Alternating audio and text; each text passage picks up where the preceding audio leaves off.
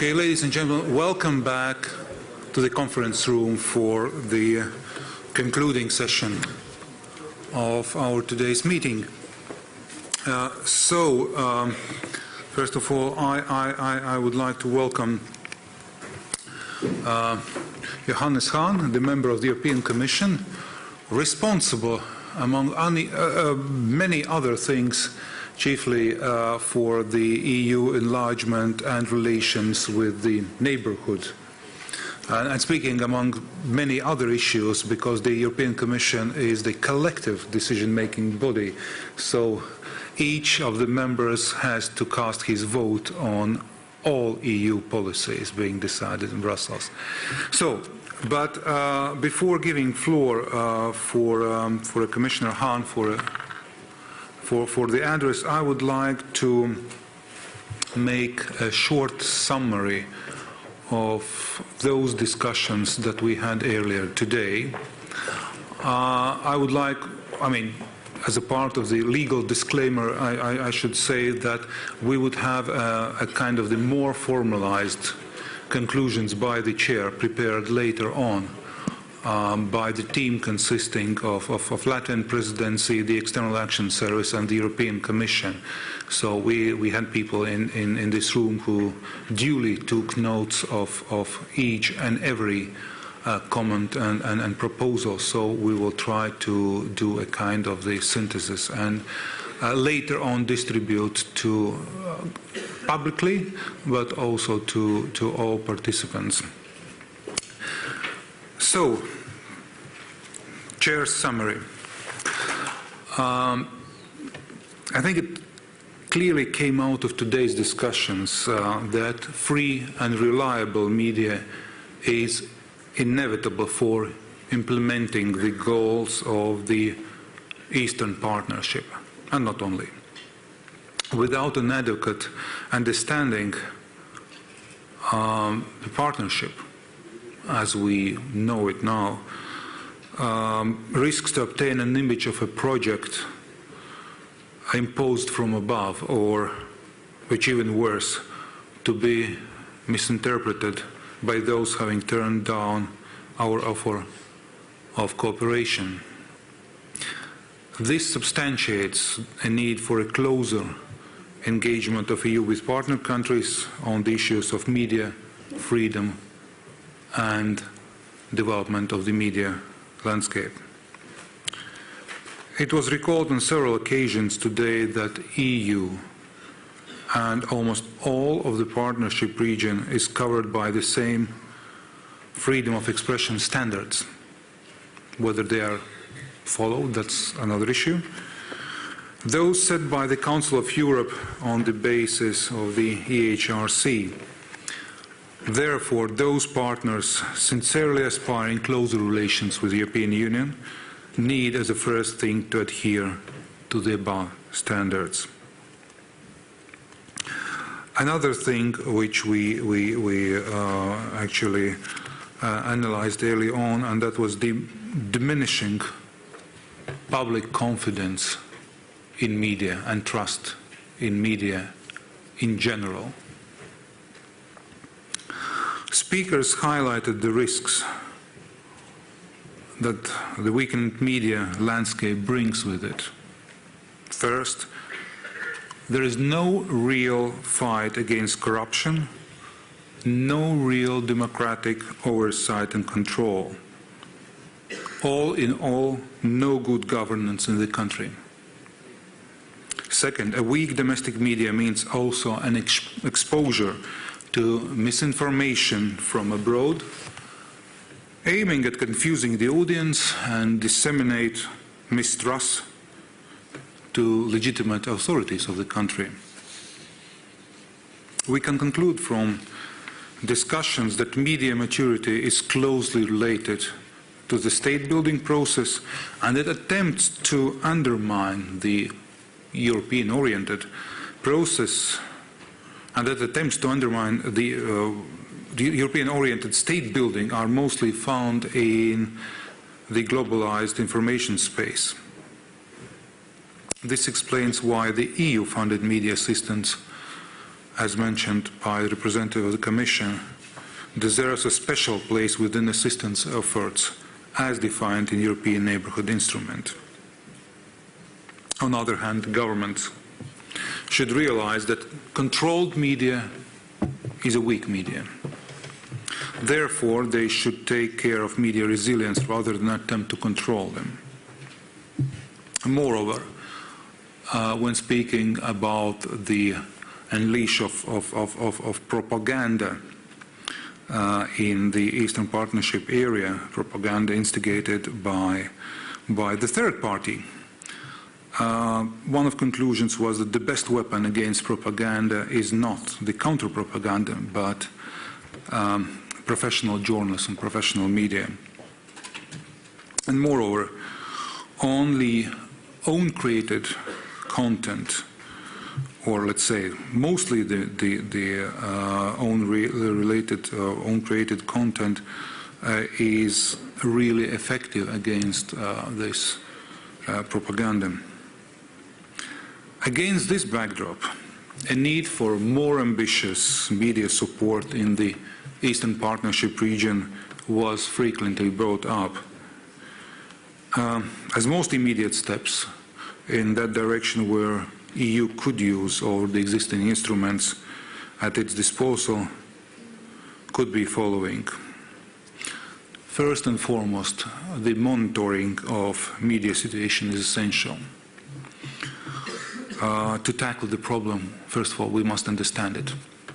The successful project of, amongst others, of the Eastern Partnership Media Freedom Landscape helped largely to prepare this very conference. The monitoring should be continuing to steer the political guidance and assistance efforts. Then, it is a direct interest of both European Union and partners to continue with journalist training, and notably to make it more effective by approaching, in terms of training, also public broadcasters and media outlets with wider outreach.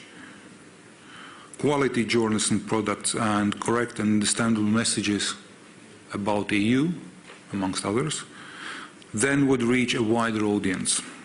A group of journalists whose working language is Russian should be covered by our training programs. As was mentioned by the representative of the Commission, with a certain degree of satisfaction we can look back at and ascertain that I think that up to 750 that was mentioned journalists in Eastern Partnership countries have received training under EU-funded programs so far. And indeed, to maximize benefits of this investment already made, it would be commendable that these journalists form a network in a view to tap their collective wisdom. They would be undoubtedly willing to contribute in a quality way to the ongoing debate about the partnership goals, benefits, or hardships indeed, of the process of getting closer to EU on other related issues, but also about how to tackle hostile propaganda, amongst other issues. Then, support to journalist professional organizations who are key actors for expected positive change in media integrity and conditions for free expression in media. This should become a priority. We should invest in their capacity to become the interlocutors for the authorities in a policy dialogue when professional matters of media or of free expression in general are at stake.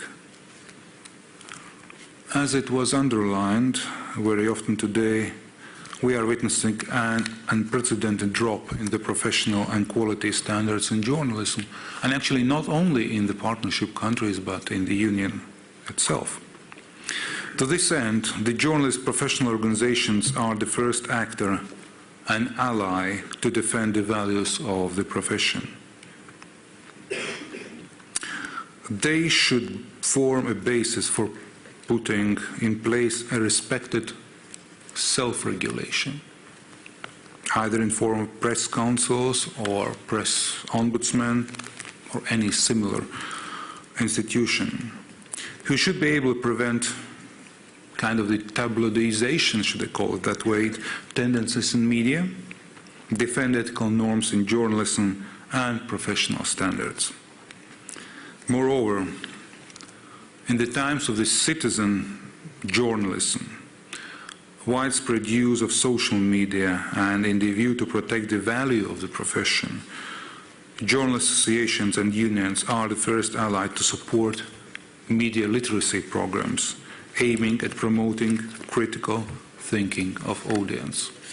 Of course, on top of that, similar media literacy programs as a part of school curricula would be most welcome, at least in those countries where governments are willing to introduce it.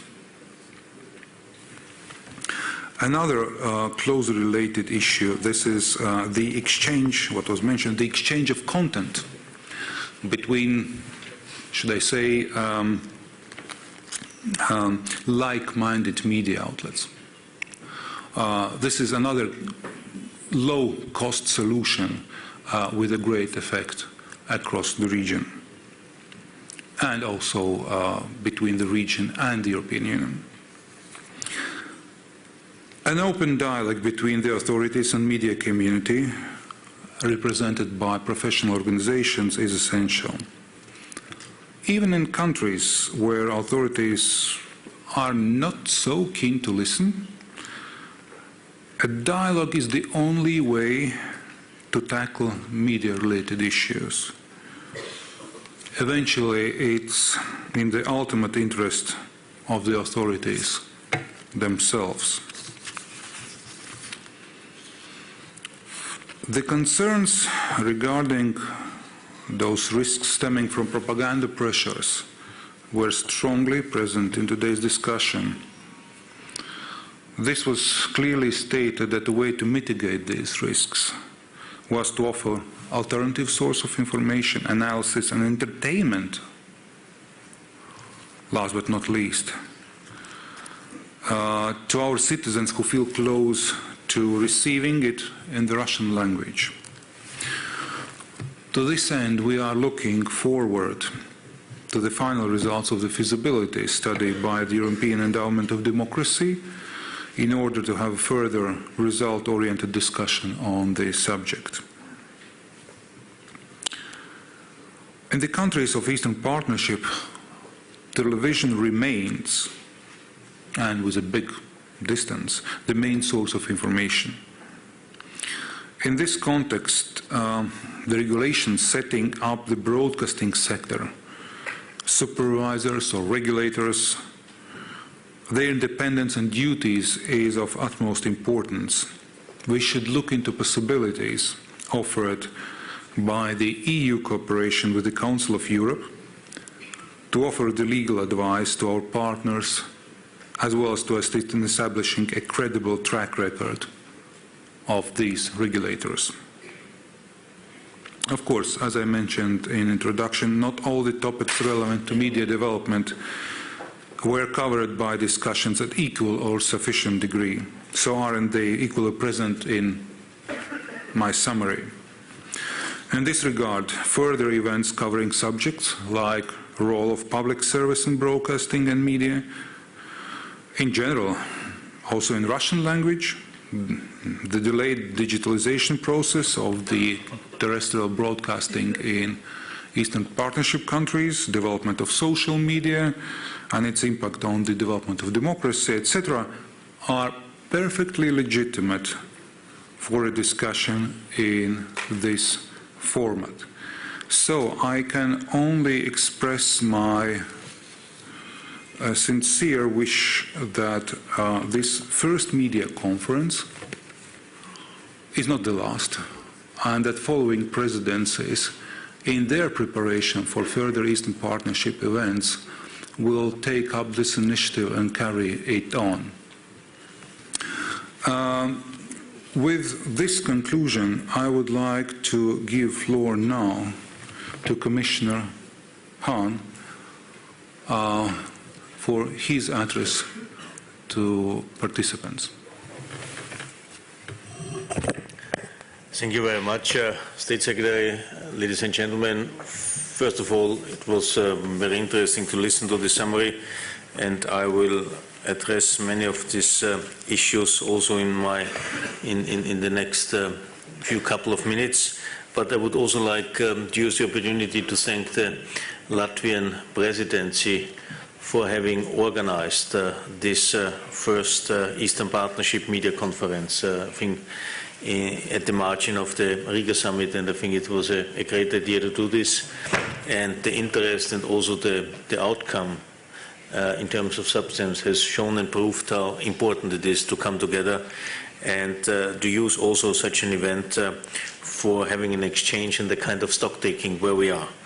And I think it's important to have this, and once again thank you for having had the idea and having organized, because sometimes or often we have many ideas but not everything of that is implemented.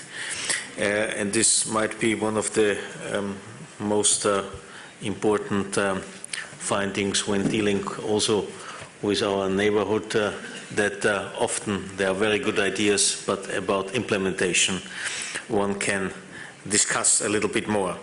But coming back to the immediate topic, first of all, I think it's not an accident that countries, for instance, like the country I know best, this is usually the way commissioners speak about their home country, so in my case it's Austria, enjoy an enviable lifestyle. On the whole, the countries of the EU prosper because they are places where there is great personal freedom. Freedom to start a business, even sometimes it takes some time to get all the permits and allowances, but nevertheless. Freedom to demand change, this you can do every day. Freedom to do things differently. It's about the freedom for each individual to make their own choices. Free speech and an informed professional press are essential for this kind of democratic society. They are fundamental to the choices that citizens make about the future of their country. Without them, the public cannot weigh up options or judge their leaders. Without them, dangerous prejudice and misperceptions take root, which undermine changes for peace and stability. That is why freedom of media is one of the very foundations on which our union is built. And we believe that a strong, independent press is fundamental to successful societies everywhere. I would like to pay tribute to journalists everywhere who have taken great risks to their jobs and often risks for their life. I am glad to live in a country where I believe no journalist has to fear for their life, and that is what we all should want. But the threats to free journalism are very complex. Media working today, both in the European Union and in the neighborhood, face major challenges.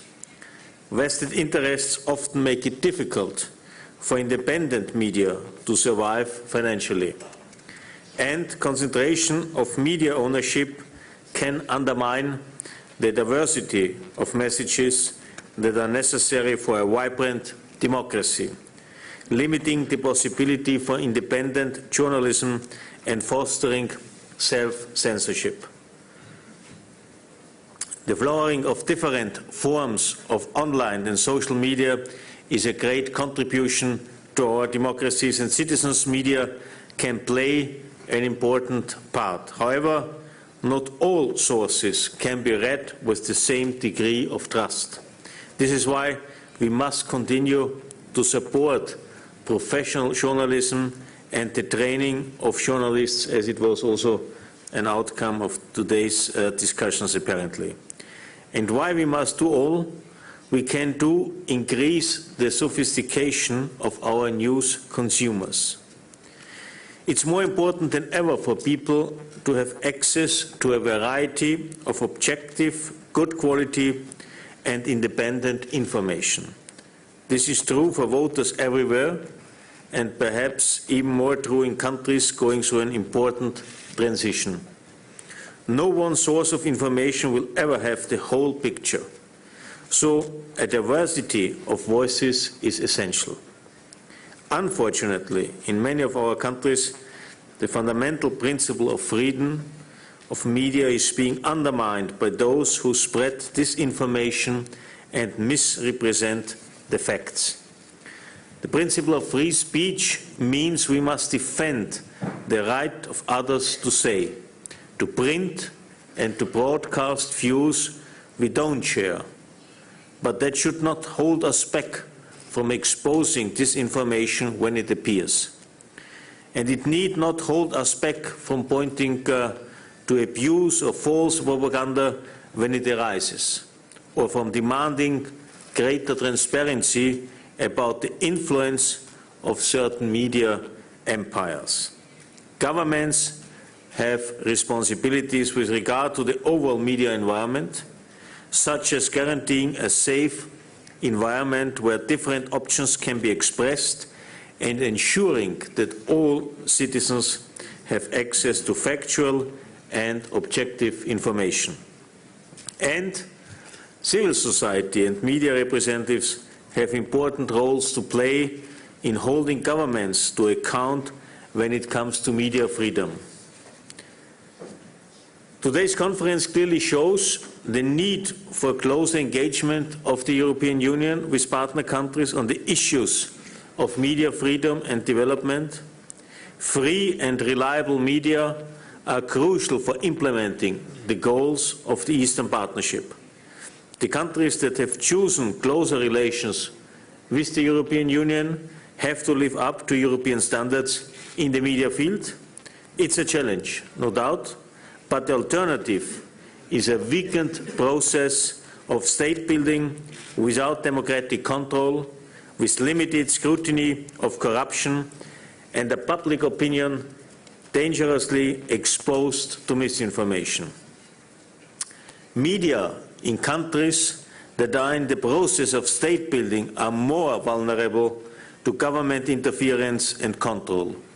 A controlled media is a weak media. That is why it's important that media professionals in the Eastern Partnership countries get the assistance that they need, and also the protection.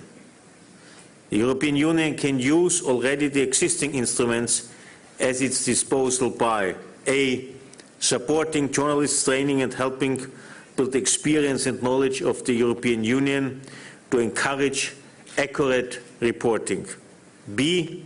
Establish a network of journalists already familiar with European Union matters who can exchange material and information. C. Support the journalists' professional organizations to promote high standards and self-regulation and to help promote critical awareness of media issues among consumers. A word about TV. In Eastern Partnership countries, more than 80% of people receive their news from TV. Here there is a crucial role for regulators, who need to act with professionalism and independence. I also want to underline the importance of an independent public broadcaster. We have seen encouraging examples in this respect in Ukraine. Let me close by saying that if the public does not understand the goals of the Eastern Partnership, it will remain a project of political elites. Today's conference is also about what the media can do to communicate about the Eastern Partnership itself, not through propaganda or public relations, but through critical, determined reporting of a variety of views so that men and women in the street can make up their own minds. Free media makes your countries stronger. Where information is omitted, distorted, or falsified, democratic systems are weakened. You know far better than I the power of freedom of expression and the threats which it faces. Our challenge here is to harness that power and to combat the threat. I assure you that the European Commission is and will remain committed to this issue. And this is why, for instance, we have provided in the past 4 years altogether around 70 million euro in the 6 Eastern neighborhood countries for media, and we will certainly deploy at least the same amount of money in the next couple of years. Thank you very much.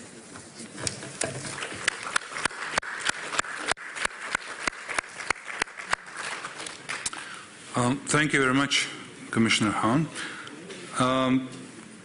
To conclude our today's conference, I think that probably we will disappoint a part of media which is not presented in this room, for whom the only news are bad news. So I think this conference was a success, and this is something on which we should build our further cooperation in the media area. While closing, I would like to thank our partners in preparation and in running of this conference.